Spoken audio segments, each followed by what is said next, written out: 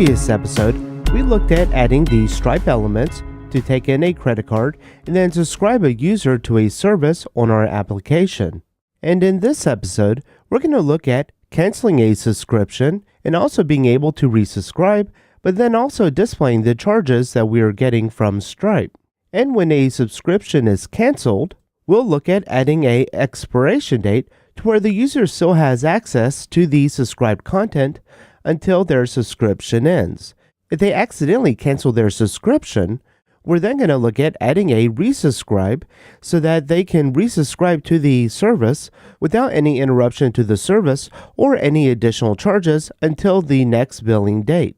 And to accomplish this, we will be using the webhooks on Stripe, and then we're also going to need to create some kind of endpoint so that the application can be read, and we're going to use a service called ngrok. Visit drift2ruby.com and subscribe to the Pro membership for access to this full episode and more videos.